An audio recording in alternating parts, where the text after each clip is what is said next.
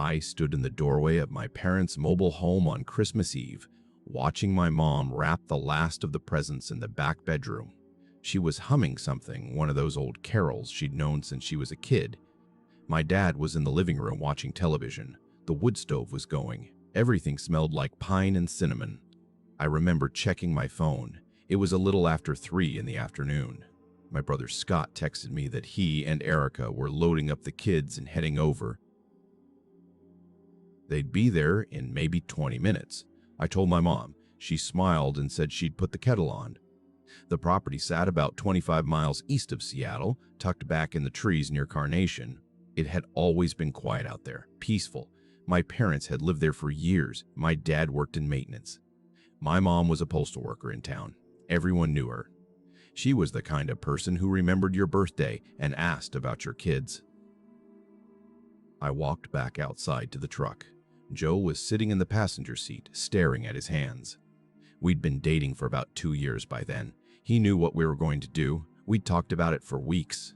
Planned it. Gone over every detail until it felt less like a decision and more like something that had already happened. The gun was under the seat.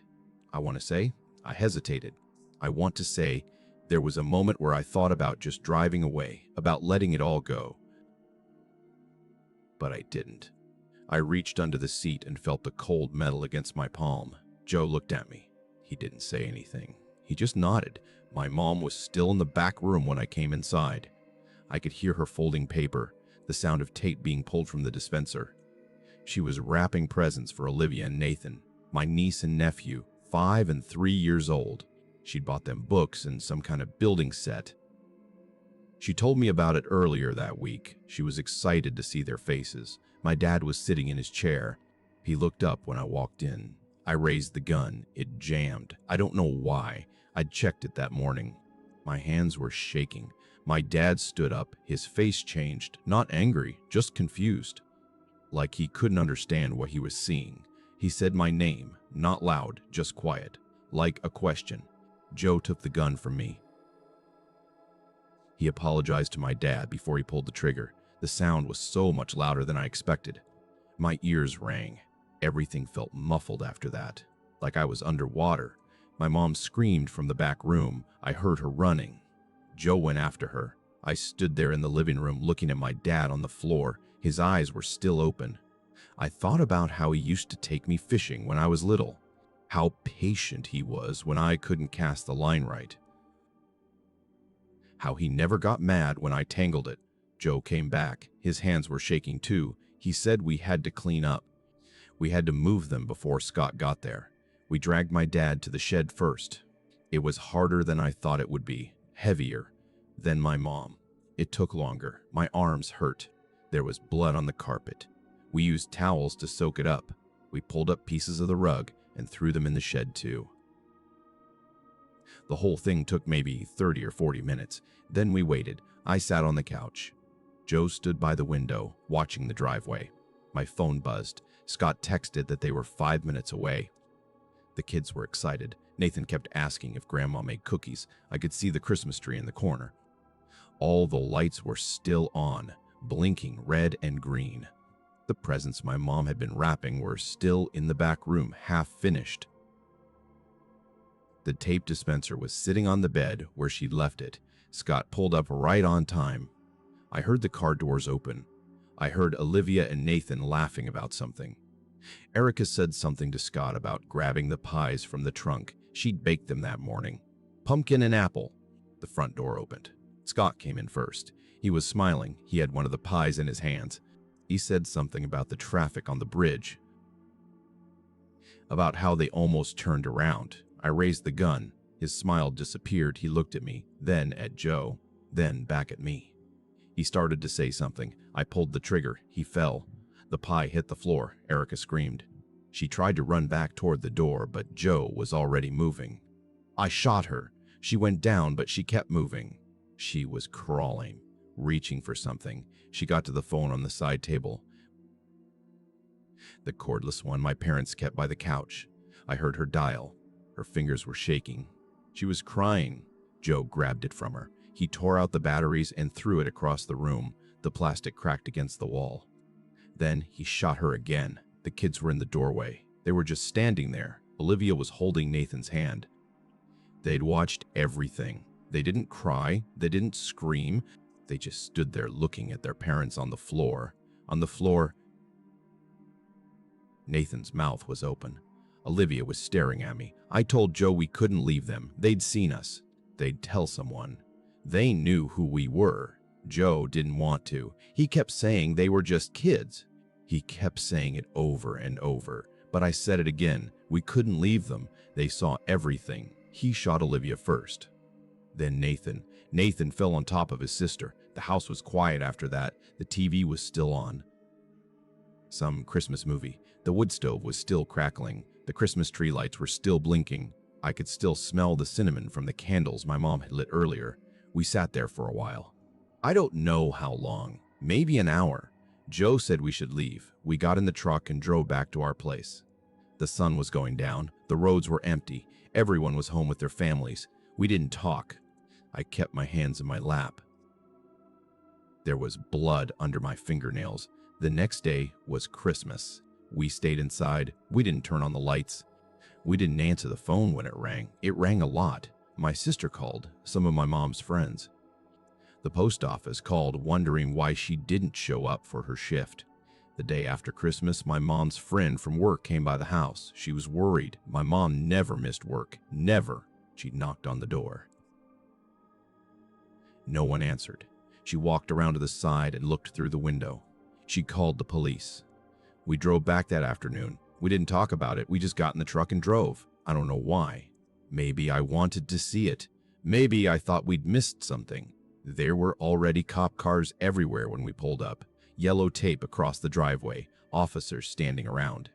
An ambulance. A coroner's van. An officer stopped us at the gate. He asked who we were. I told him. I said I was the daughter. I said I lived in a trailer on the property. He asked for my name. He wrote it down. He asked if we knew what happened. I said no. I asked what was going on. He didn't answer right away. He just looked at us. At me. At Joe. Then he asked us to step out of the truck. They took us to separate rooms at the station. They asked me the same questions over and over. Where was I on Christmas Eve? What time did I leave the house? Did I see my brother? Did I hear from my parents? When was the last time I talked to them? I kept saying I didn't know anything. I said I was worried. I asked if they were okay, if everyone was okay. The detective leaned back in his chair. He was older, tired looking. He said they found 6 bodies. He said they knew what happened. He said it would be easier if I just told the truth. I didn't say anything for a long time. I looked at the table, at my hands, at the clock on the wall. Then I told him everything. They asked me why. They kept asking me why. The detective, the other officers, the prosecutor later. Everyone wanted to know why. I said my brother owed me money, $40,000. I said my parents took his side. I said they made me pay rent for the trailer. I said I was tired of everyone stepping on me. I said if things didn't get resolved on Christmas Eve, I was going to kill everybody. I don't think they understood. I don't think they wanted to. My older sister testified at the trial. Mary, she said she was supposed to come to the house that night too. She said she was sick, so she stayed home. She said if she hadn't been sick, she'd be dead too. She looked at me when she said it. She said she loved me. She said it killed her. She asked me why. I didn't have an answer. Joe and I both got life without parole. The trial took months. They showed pictures of the house, of the bodies, of the kids. The jury didn't take long to decide. I'm still in prison. Joe's in a different facility. I don't know if he thinks about it. I don't know if he regrets it. I think about it sometimes. I think about my mom wrapping those presents. I think about Olivia holding Nathan's hand. I think about the Christmas tree lights blinking in the corner, about the pies on the floor, about my dad asking my name. I don't think about it the way other people probably think I do. Mostly, I just think about how quiet the house got after, how the TV kept playing, how the lights kept blinking, how the wood stove kept burning, how everything just kept going like nothing had happened.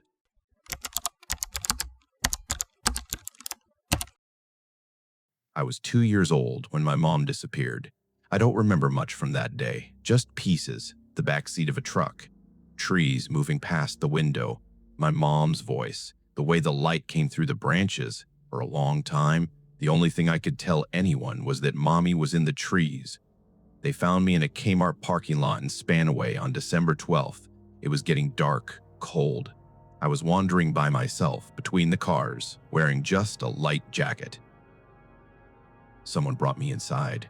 I wouldn't talk. I wouldn't say where I came from or who I belonged to. I just stood there in the fluorescent lights, staring at nothing. They called the police. My grandmother came to get me. She kept asking me where my mom was. Where was Diana? Where did we go? What happened? I kept saying the same thing.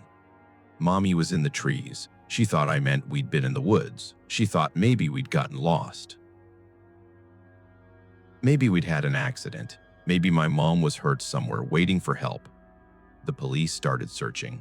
They found out my mom had been with her boyfriend that day, Mike Riemer. He was 36, a roofer. He also ran trap lines along the Nisqually River, 80 miles of wilderness where he'd set traps for animals. He had a red pickup truck, a 1982 Plymouth Arrow. People remembered seeing it heading east toward the mountains that morning.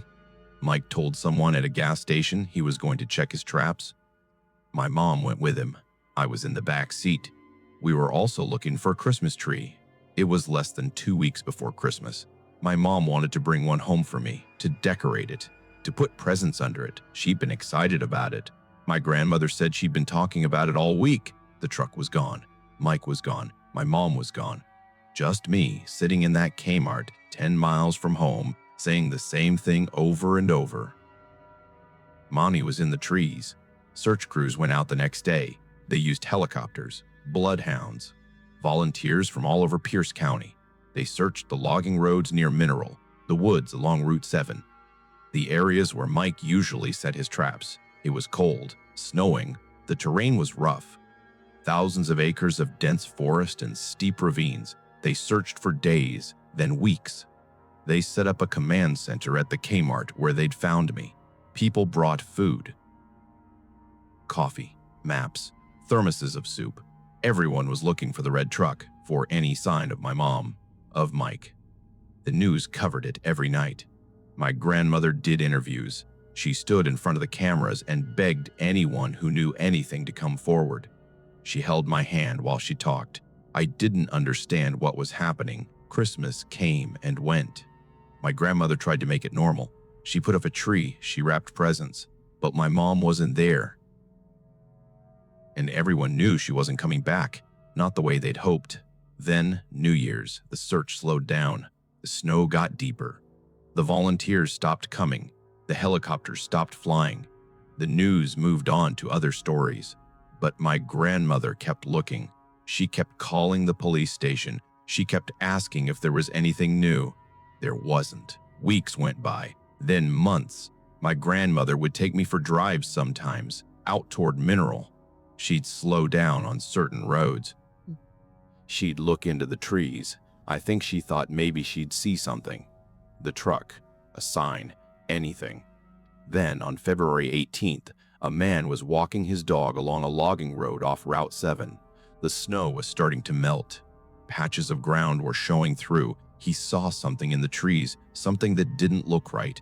A shape. He got closer. It was my mom. She was lying next to the red truck, half buried in what was left of the snow. She was naked from the waist up. She'd been stabbed 17 times. Her body had been there for 2 months, frozen, preserved, and there was something around her neck, a tube sock, tied in a knot. The police came back. They searched for Mike. They brought the dogs back out. They combed the area around the truck. They searched the woods, the ravines. They searched for days. They didn't find him. They did find something else, though, a manila envelope on the dashboard of the truck. Inside was a note in Mike's handwriting. It said, "I love you, Diana. My grandmother identified my mom's body. She came home and didn't speak for 3 days. When she finally did, she just said they'd found her. That was all. She didn't tell me the details. I wouldn't learn those until much later." The tube sock detail didn't make sense at first, but then someone in the department remembered another case. From August, 5 months earlier, Stephen Harkins and Ruth Cooper, a couple who'd gone camping at Tule Lake in Pierce County. Stephen was 27, Ruth was 42. They'd been found dead at their campsite. Stephen had been shot in the head while he was still in his sleeping bag. Ruth's body had been found later, weeks later, dismembered, scattered in the woods. She'd had a tube sock tied around her neck too, the same kind of knot. The press started calling him the tube sock killer. The police tried to find connections between the cases, between the victims. They looked at everything: jobs, friends, family, places they'd been, but there weren't any connections. Stephen and Ruth didn't know my mom or Mike. They'd never met. The only connection was that they were couples, and they'd been in the woods, remote areas, and someone had killed them. The tube socks were the key detail. Forensic analysis showed they didn't match anything the victims were wearing. The killer brought them, carried them to each scene, tied them around the necks of the women. Always the same knot, always left at the scene. No one knew why, what it meant, if it was a signature, a ritual, a message. Some people thought Mike did it, that he'd killed my mom, that he'd killed Stephen and Ruth too. He had a history with my mom, violent. The police had reports, domestic disturbance calls. He'd been arrested for assaulting her just 2 months before she died. He'd hit her in the face, hard enough to leave bruises. My grandmother had begged my mom to leave him, but she didn't. Mike also owned a .22 caliber handgun, the same kind used to kill Stephen Harkins, and he knew the area, knew the logging roads, knew where to go where no one would see, where no one would hear. But Mike was missing too. And if he'd killed my mom, where was his body? Why would he leave the note? Why would he run? And what about me? If Mike had killed her, why would he drive me to a parking lot and leave me there?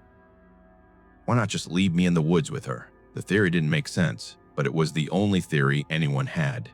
The search for Mike continued. Volunteers went back into the woods.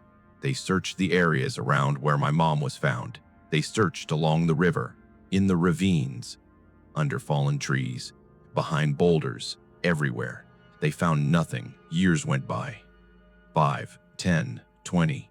The case went cold. My grandmother raised me. She never stopped wondering what happened that day, what I saw. She'd asked me sometimes if I remembered anything else, anything at all, any details.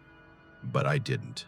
Just that Mommy was in the trees. I grew up, went to school, tried to live a normal life, but people knew.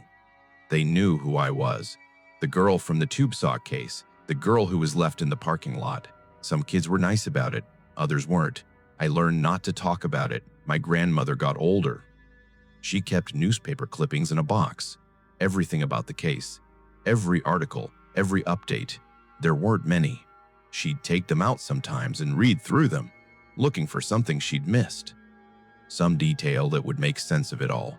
Then, in March of 2011, a hiker found something, a skull, partially buried in the woods about a mile from where my mom's body had been found. He called it in. The police came. They excavated the area. They didn't find anything else. No other bones, no clothing, nothing. They tested the skull. DNA confirmed it was Mike Riemer, just the skull. After 25 years, no other remains, no signs of trauma, no bullet holes, no cracks. Nothing to explain how he died. The official cause of death was listed as undetermined, so Mike was dead too, had been dead the whole time, which meant he probably didn't kill my mom, didn't kill Stephen and Ruth. Someone else did. Someone who hunted couples in the woods. Someone who brought tube socks to the scenes. Someone who tied them around the women's necks. Someone who knew how to disappear. Someone who was still out there. The police reopened the investigation. They looked at old leads, old suspects. They re-interviewed witnesses.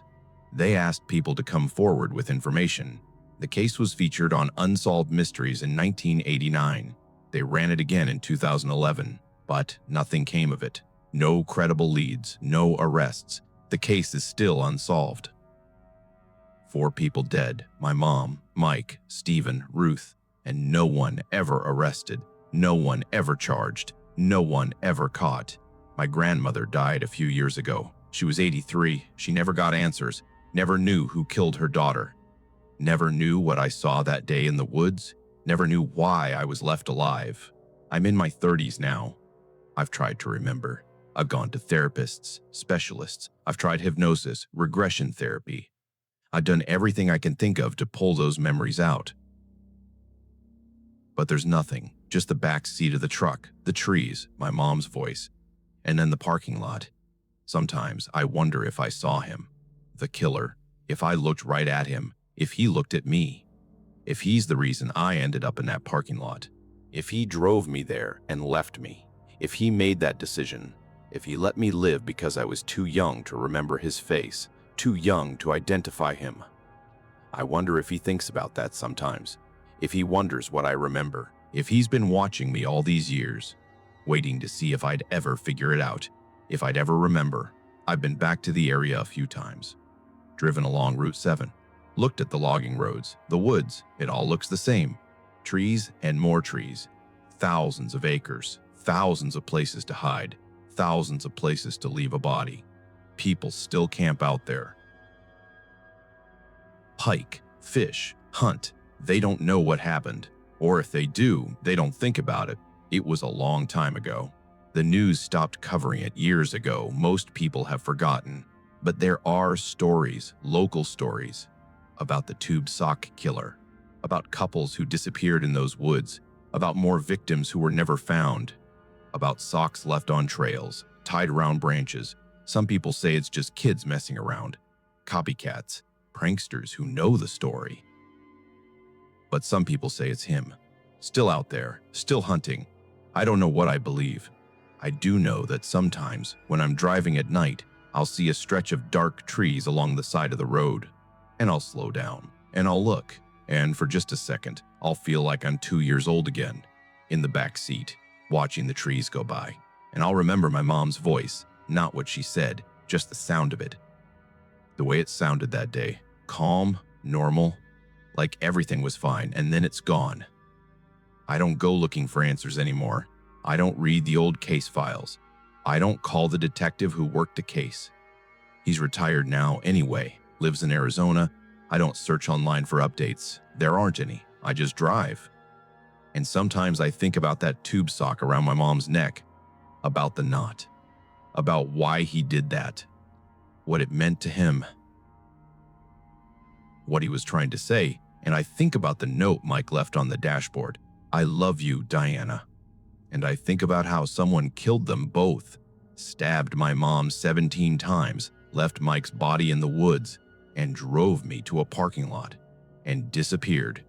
I think about how my grandmother spent the rest of her life looking for answers, how she never found them, how I probably never will either.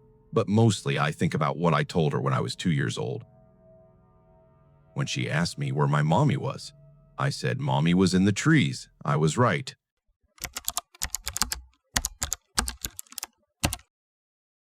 My parents were supposed to host a Christmas party on December 19th. My mom had been planning it for weeks. A ladies' luncheon in the afternoon, then family in the evening. She'd sent out invitations, bought ingredients for her famous casserole. She'd even picked out a new tablecloth. When the ladies arrived for the luncheon that afternoon, no one answered the door. This was unusual. My grandmother Minnie was known for her hospitality. She never missed an appointment, never forgot a date. And she always answered the door. The ladies knocked again. They rang the bell. They called out. Nothing. One of them tried the door. It was locked. That was strange too. My grandparents never locked their doors during the day. They lived in Ethel, a small community in Lewis County. Population less than 600. Everyone knew everyone. People didn't lock their doors. The ladies waited for a while. They thought maybe Minnie had gotten the date wrong. Or maybe she and Ed had gone into town for something and lost track of time. They left. They'd call later. When my Uncle Dennis tried to reach them that evening, no one answered the phone either. He called several times. He thought maybe they'd gone to bed early, but it bothered him. His parents always answered the phone. The next morning, December 20th, family members drove out to the property. It was 120 acres. My grandparents ran a Christmas tree farm there. They'd been doing it for years. It was successful, popular. People came from all over to pick out their trees. The house looked normal from the outside. My grandfather's pickup truck was parked in back where it always was, but my grandmother's car was gone.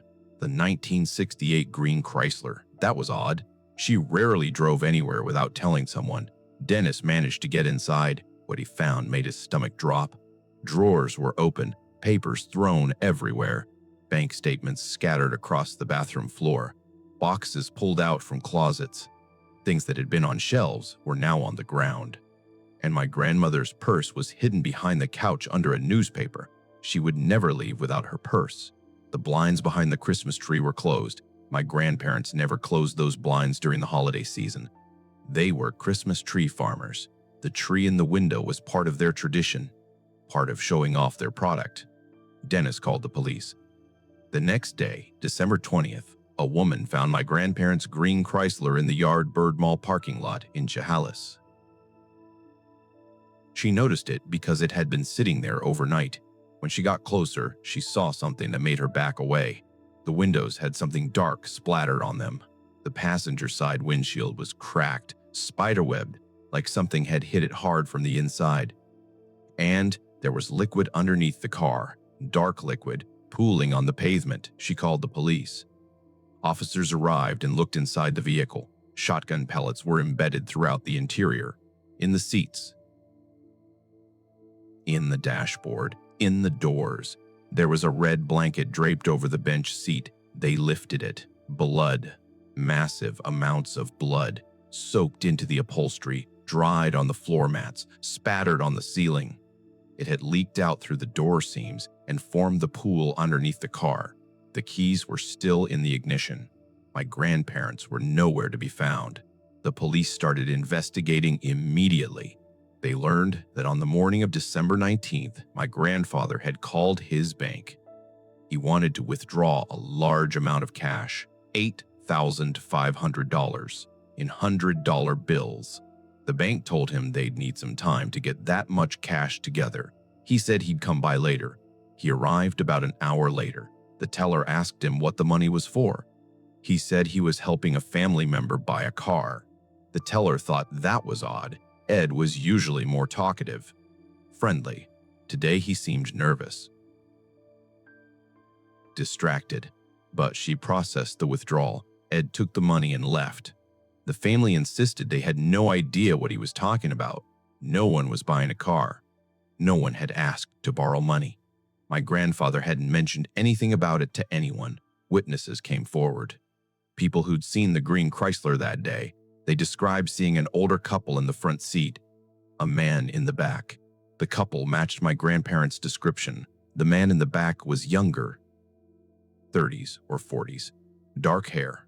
Another witness reported seeing a man leaving the vehicle later that afternoon. He was carrying something long wrapped in a towel, like a rifle or a shotgun. 4 days passed. The police searched everywhere. They dragged lakes. They searched barns. They checked abandoned buildings. They interviewed everyone who knew my grandparents, everyone who'd been seen near the property, everyone who'd had any contact with them in the weeks before they disappeared. On Christmas Eve morning, a man was driving along Stearns Hill Road west of Adna. He saw something in the ditch. He slowed down. At first, he thought it was a mannequin, someone's Christmas decoration that had blown off a lawn. He stopped to look. It wasn't a mannequin. It was my grandmother, Minnie, 83 years old. She'd been shot in the back with a shotgun. Her body had been dragged into the wooded area next to the road and left there. My grandfather was nearby. Ed, 81, also shot in the back. Both of them had been sitting in their car when it happened. Then dragged out, left in the ditch like garbage. The funeral was held a week later. My Uncle Dennis stood at the casket. He laid his hand on the wood. He made a promise, out loud, in front of everyone. He said, "I will find out who did this." The investigation focused on two brothers almost immediately, Rick and John Riff. They were known in the area, known for drugs, known for violence, known for threatening people. Several witnesses had information. but they were terrified to come forward. One witness would later testify in court. He said, "I was scared. I was scared for my family and my kids. I didn't want to end up the same way they did." The Riffa brothers left Washington in 1987. They moved to Alaska, King Salmon, a remote fishing community. They lived there for 25 years. The case went cold. Witnesses stayed quiet. The evidence sat in boxes. My Uncle Dennis never stopped looking. He called the police regularly. He followed up on leads. He hired private investigators. He spent his own money, his own time. He refused to let it go. In 2011, 26 years after the murders, new witnesses finally came forward. People who'd been too afraid to talk before. People whose fear had finally been outweighed by guilt, by time, by the knowledge that the Riffa brothers were far away. They told police what they knew. They told them what they'd seen. They told them what Rick and John had said, what they'd done. The truth was worse than anyone had imagined. The Riffa brothers had held my grandparents hostage in their own home. For about a week, maybe longer, they'd forced them to stay quiet, forced them to act normal on the phone, forced them to cancel the Christmas luncheon by simply not showing up. On December 19th, they made my grandfather call the bank. They told him what to say. They made him withdraw the money. Then they forced him and my grandmother into their own car. Rick sat in the passenger seat. John sat in the back with my grandmother. They drove to a remote location, and they shot them both in the back. My grandparents never saw it coming, never had a chance to run, never had a chance to fight. They were executed, then dragged into the woods and left there. The Riffa brothers drove the blood-soaked car to the mall parking lot. They wiped it down. They left it there with the keys in the ignition. Then they disappeared. In July 2012, Rick Riffa was arrested in King Salmon, Alaska. He was 62 years old. He'd been living there for 25 years, working, fishing, living a normal life. His brother John had died of natural causes just weeks before the arrest. He'd never faced justice, never been charged, never spent a day in prison for what he'd done. The trial took over a year. Witnesses testified about the brothers' reign of terror, about the threats, about the fear they'd instilled in the community for years. One witness described how Rick had threatened to kill him and his mother if he ever spoke about seeing the Riffs with my grandparents. Another testified that Rick had been broke before the murders, completely broke. But a few days after my grandparents disappeared, he bought a boat, paid cash, $8,000. Rick's wife at the time made a desperate phone call to a witness on the day of the kidnapping. She said, "You wouldn't believe what Rick's done." Then Rick grabbed the phone and hung up. The witness never heard from her again. The evidence piled up. The timeline became clear. The motive was obvious. Money. $8,500. That's what my grandparents' lives were worth to the Riffa brothers. In November 2013, Rick Riffa was convicted. 2 counts of first-degree murder, 2 counts of kidnapping, 2 counts of robbery, 1 count of first-degree burglary. The jury didn't take long to decide. The evidence was overwhelming. He was sentenced to 103 years in prison. He showed no remorse, no emotion. When the judge asked if he had anything to say, he declined. He just stared straight ahead. My Uncle Dennis kept his promise. It took 26 years, but he did it. He found out who killed his parents. He made sure Rick Riffa went to prison. He made sure everyone knew what happened, but it didn't bring them back. The Christmas party my grandmother planned never happened. The ladies' luncheon never happened.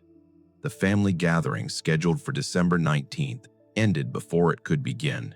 The casserole was never made. The new tablecloth was never used. My grandparents spent their lives bringing the joy of Christmas to their community.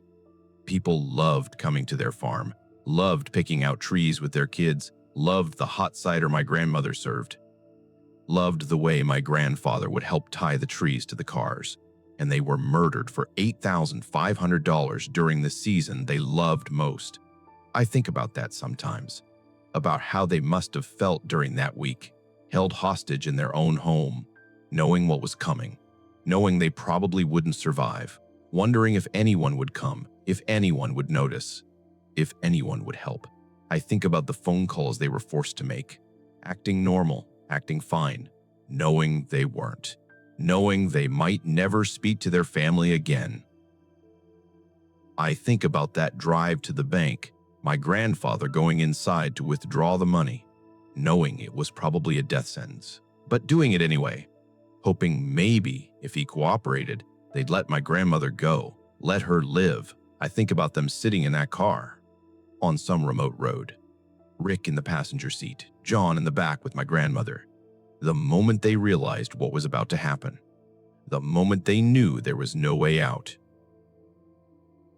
I think about the sound of the shotgun, about how my grandmother probably died first, about how my grandfather probably had to watch, about those final seconds before the second shot. I think about their bodies in that ditch on Christmas Eve morning, while other families were wrapping presents and baking cookies and singing carols. I think about my Uncle Dennis standing at their caskets, making that promise, meaning it. I think about Rick Riff living in Alaska for 25 years, going to work every day, coming home every night, living like nothing had happened, like he hadn't executed 2 elderly people for money, like he hadn't destroyed an entire family.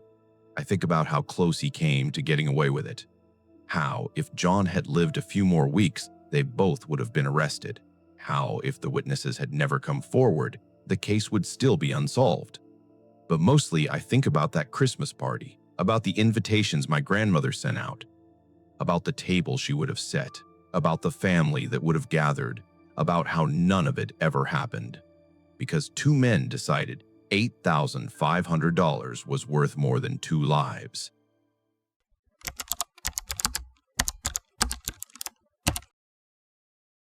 I talked to my mom on December 21st. It was a Friday afternoon. I was 17. I told her I'd be home soon. I had plans. My sisters and I were going Christmas shopping. We were going to hit all the stores, find presents for everyone, make a day of it. My mom was on her way home from work. We just talked, normal stuff. What time I'd be back, what we needed from the store, nothing important, nothing that would make you think it was the last time. She said okay. She said she'd see me soon. I hung up. Then I remembered something else I wanted to tell her. Something stupid. I don't even remember what it was now. I called back right away. Maybe 30 seconds later, it went straight to voicemail. I tried again. Voicemail. I figured her phone died. It did that sometimes. The battery was old. I talked to her when I got home. I never made it home. I never went Christmas shopping with my sisters. I never saw my mom again. My name is Danica Childs. Or it was. I don't know what it is now. I lived with my mom and my siblings in Federal Way, near 27 Techend and Pacific Highway South. It wasn't the best area. Everyone knew what happened on Pacific Highway at night. The prostitution, the drugs, the cars that would slow down and pull over. But it was what we could afford. I'd been having problems, school problems. I dropped out for a while. I was dating someone, a guy I met on the bus. He said he was a student at the community college. He seemed nice, older than me, but not too old. He paid attention to me, made me feel special. My mom didn't like him. She thought something was off. She was right. He was a pimp. I didn't know at first. Or maybe I did, and I just didn't want to see it. He'd ask me to do things. Little things at first. Deliver something to someone. Hold on to something for him. Meet someone at a motel. He said it was business. He said he was helping people out. I was stupid. I was 17 and stupid, and I thought I was in love. Things got worse. I started staying out late, missing school, getting into arguments with my mom. She tried to help me. She really did, but I wouldn't listen. I thought I knew better. Then something changed. I don't know what. Maybe I finally saw what was happening. Maybe I got scared. Maybe I just missed my family. But I re-enrolled in school. I signed up for GED classes. I was going to graduate on time. I was going to fix things. My mom said things were starting to turn around. She said she was proud of me. She said we'd get through it. That was the week before I disappeared. On December 21st, I was with him, my boyfriend, at the Sunset Motel in Kent. It was a place we went sometimes, a place he used for business. I hated it there. It smelled like cigarettes and mildew. The carpet was stained. The walls were thin. You could hear everything from the rooms next door. I don't remember much about that day. I remember being in the room. I remember him talking on his phone. I remember saying I needed to call my mom, that I needed to go home, that my sisters were waiting for me. I remember calling her, having that conversation, hanging up, realizing I forgot something, calling back, and then nothing. My friends called my mom later that afternoon. They said I never showed up. They were waiting at the mall. They'd been waiting for an hour. Was I okay? Did I change my mind? My mom said I told her I was coming home, that I was meeting them, that I should have been there by now. She called my phone. It went straight to voicemail. She called again. My boyfriend called her too. He said I'd been with him earlier at the motel. He said I left. He didn't know where I went. The next day was December 22nd. I still hadn't come home. My mom and sisters went to the motel, the Sunset Motel on Pacific Highway. They talked to the front desk. They found out which room. They went inside. My coat was there, draped over a chair. My purse was on the floor. My cell phone was on the nightstand, plugged into the charger. I was gone. My mom tried not to panic. She thought maybe I'd gone somewhere with friends. Maybe I'd borrowed someone else's phone. Maybe I'd be back soon. But as the day went on, the panic set in. I wouldn't leave my phone. I wouldn't leave my purse. Something was wrong. Christmas came, December 25th. My sisters opened their presents. My mom tried to act normal, to make the day special for them, but there was an empty chair at the table, a present under the tree with my name on it that didn't get opened. My mom kept calling my phone, kept leaving messages, kept hoping I'd pick up, that I'd hear her voice and come home, that this was all some terrible mistake. A few days after Christmas, she finally guessed the password to my voicemail. She wanted to check if maybe someone had left a message. If maybe there was a clue about where I went. What she heard destroyed her. Messages, dozens of them, from men. Men she didn't know, men I didn't know, or maybe I did. Maybe that was worse. They were explicit, sexual, transactional. They were John's clients, calling the number they'd been given, calling to set up appointments. It is Ab, calling to buy time with me. The messages started on December 21st. Right around the time my mom called me back and got my voicemail. Right around the time I disappeared. They'd been piling up for days, unheard, unanswered. My mom realized the truth. What I'd been doing, what my boyfriend had been making me do, what I'd been trying to get away from. She called the police. She told them everything. About the motel, about my boyfriend, about the messages, about the prostitution. They opened the missing persons case. They interviewed my boyfriend. He said he didn't know anything. He said I left on my own. He said he hadn't seen me since that afternoon. They searched the motel room. They found nothing. No signs of struggle. No blood. No evidence of anything except what they already knew. That I'd been there. That I'd left without my things. They interviewed other girls. Girls who worked for my boyfriend. Girls who knew me. Some of them talked. Some of them didn't. The ones who did said I'd been scared, that I'd been trying to leave, that I'd told them I was going back to school, that I was done. They said my boyfriend wasn't happy about it, that he didn't like it when girls tried to leave, that he'd threatened other girls before, that some of them had just disappeared, gone to other cities, other states, other pimps, or just gone. The investigation went on for months, then years. There were leads, sightings, tips called in. My mom followed up on every single one. She drove to Seattle, to Tacoma, to Portland.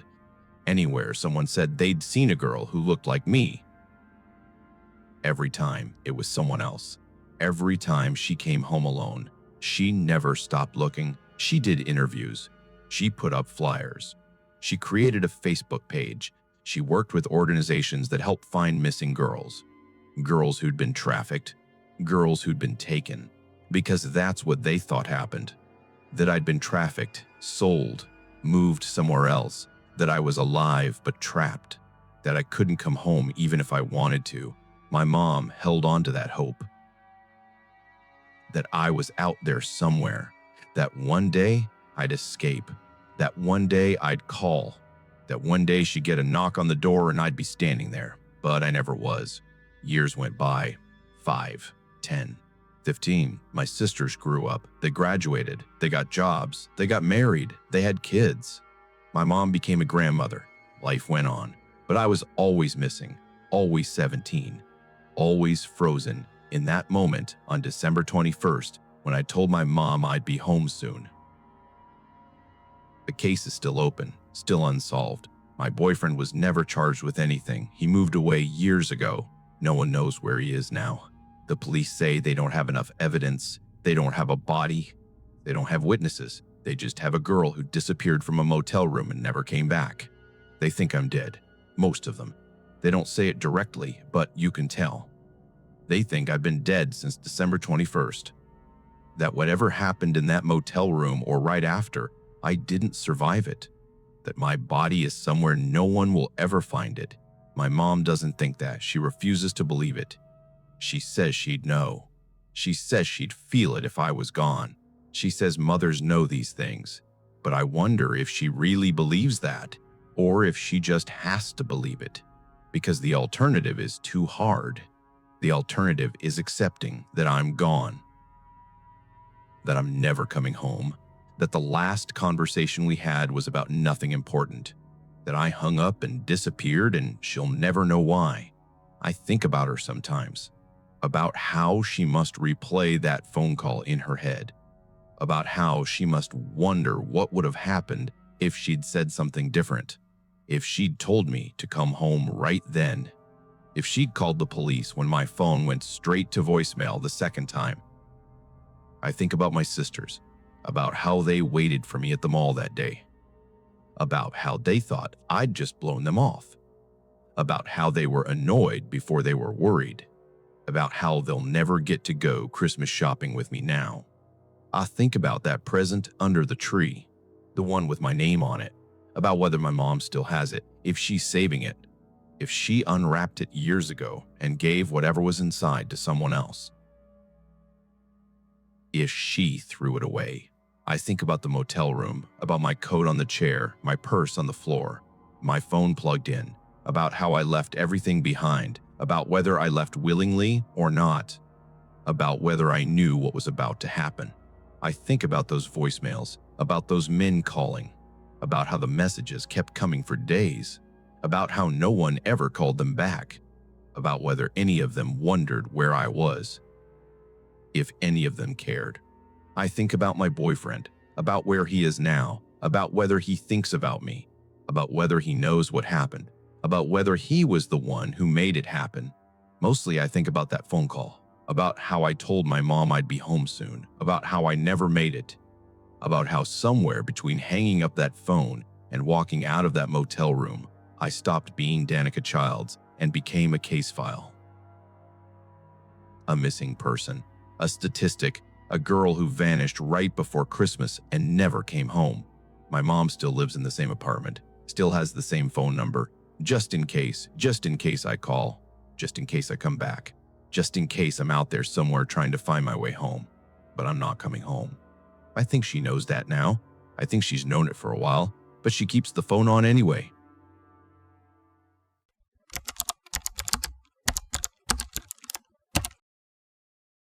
The snow had been falling for 9 days straight, not the light, pretty kind of snow you see in Christmas movies, the kind that buries everything, the kind that doesn't stop.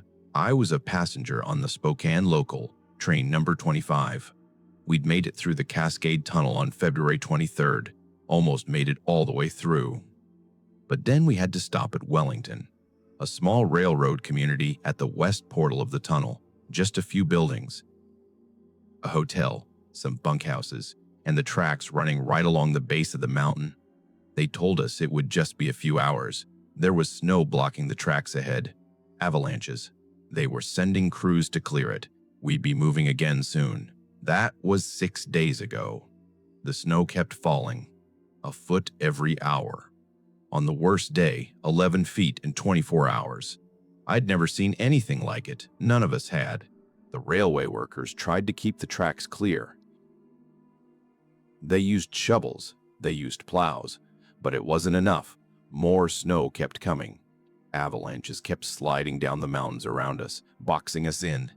The fast mail train, number 27, was stuck here too. Both trains sitting on a ledge at the base of Windy Mountain. About 125 of us total, passengers and crew. Just waiting. The telegraph lines came down on the third day. No communication with the outside world after that. We were cut off. Trapped. The railway workers tried to reassure us. They said this happened sometimes. They said the snow would stop eventually. They said we just had to be patient, but I could see it in their faces. They were worried too. Some of the other passengers decided to leave.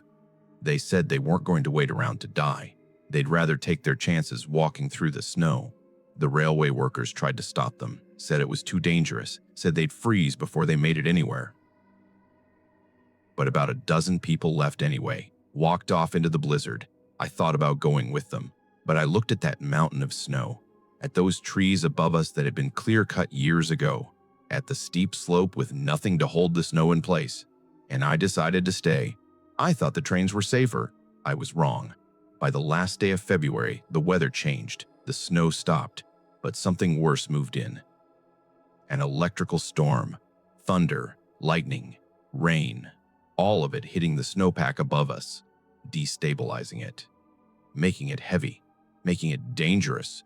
The women in our train car started crying, not loud, just quiet, like they knew. The men got quiet too. We all knew we were sitting under thousands of tons of snow. We all knew what could happen.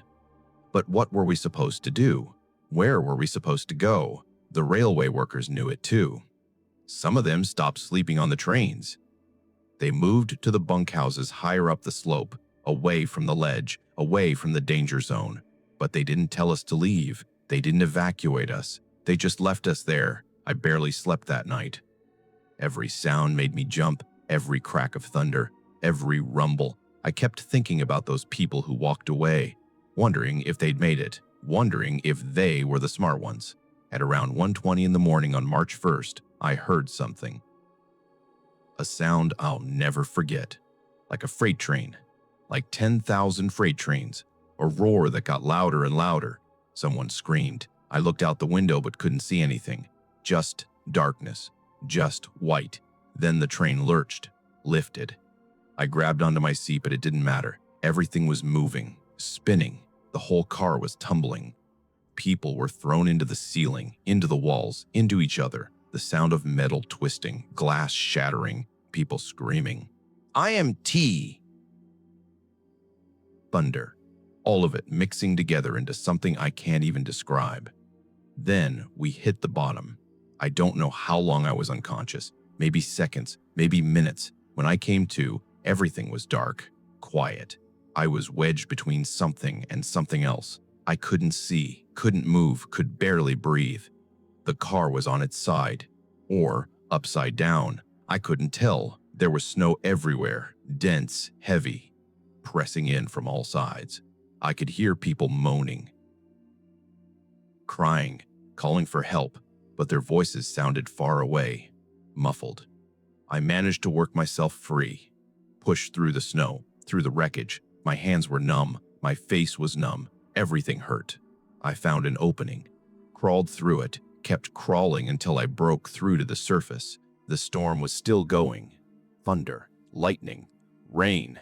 I could see lights up the mountain. Wellington, the hotel, the buildings.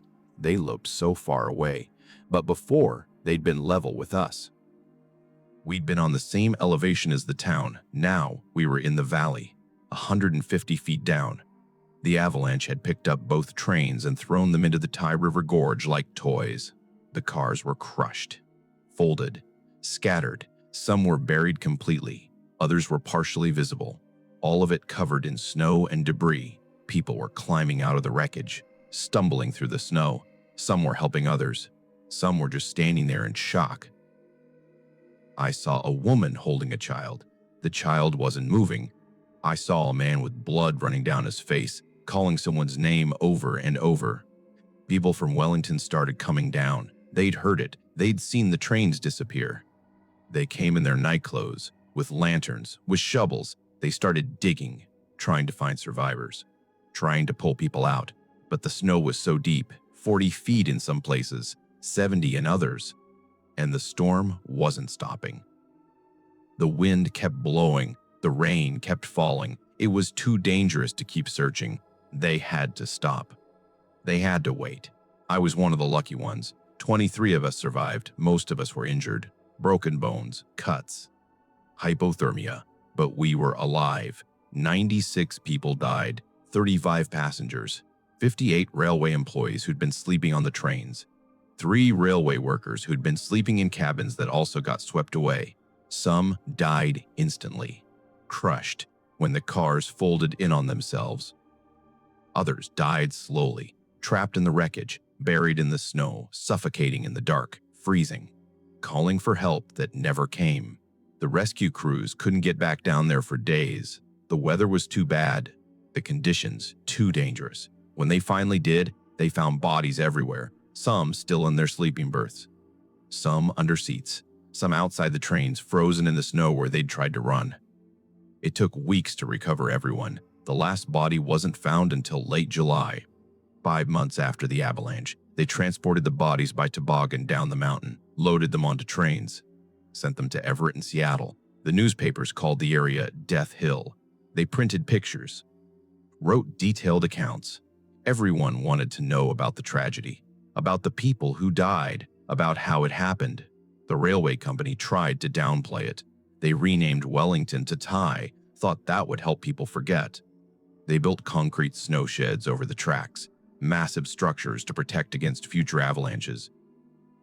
They invested millions, but it didn't matter. The community died anyway. People left, didn't want to live there anymore, didn't want to work for a company that had left passengers sitting under an unstable mountain for 6 days. That had ignored the danger. That had prioritized keeping the trains on schedule over keeping people safe. I left too.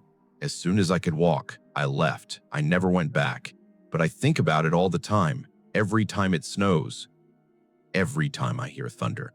Every time I'm in an enclosed space and feel trapped. I think about those people who left, who walked away from the trains before the avalanche hit.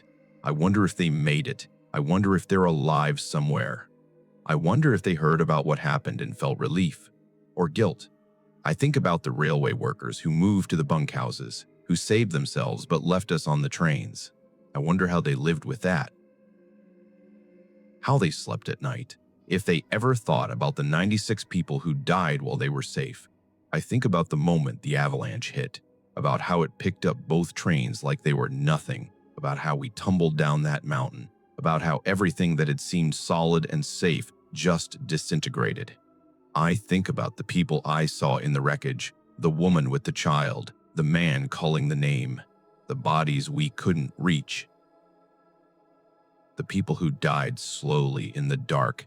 I think about that sound, that roar, how it started far away and got closer and closer until it was everything, until there was nothing else, just that sound and the knowledge that we were all about to die.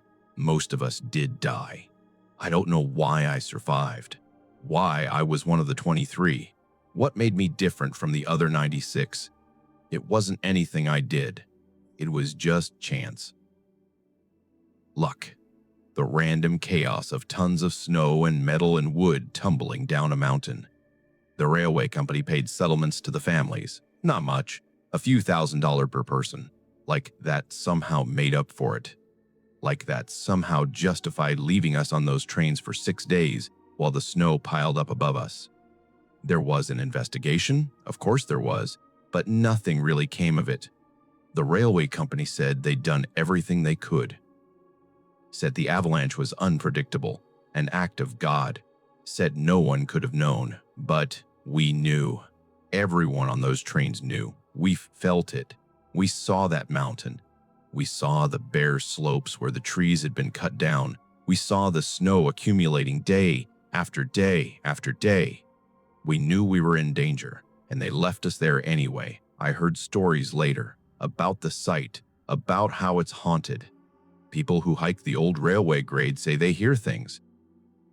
Screams in the wind, the sound of metal twisting, voices calling for help. They say they see figures in old-fashioned clothing, standing near the trail, watching, then disappearing. I don't know if I believe in ghosts, but I know if any place would be haunted, it would be that mountain. All those people who died, all those people who were trapped and afraid and alone, all those people who knew what was coming and couldn't do anything to stop it. Sometimes I wake up in the middle of the night and I'm back there, back in that train car, back in the moment before it hit, and I hear that sound again, that roar, and I know what's coming, and I can't do anything but hold on and wait. It's been years now. Most people have forgotten about it. The railway company certainly wants everyone to forget. They tore down the old grade, built new tunnels, new routes, anything to avoid that mountain. But I haven't forgotten. I'll never forget the sound of that avalanche, the way the train lifted off the tracks, the moment I realized we were falling, the silence after, the snow, the cold, the dark, the bodies, all of it. I survived the Wellington avalanche. I'm one of the 23, one of the lucky ones. But sometimes I think the people who died were the lucky ones because they don't have to remember. They don't have to hear that sound every time it thunders. They don't have to feel that moment of freefall every time they close their eyes. They're at peace, and I'm still falling.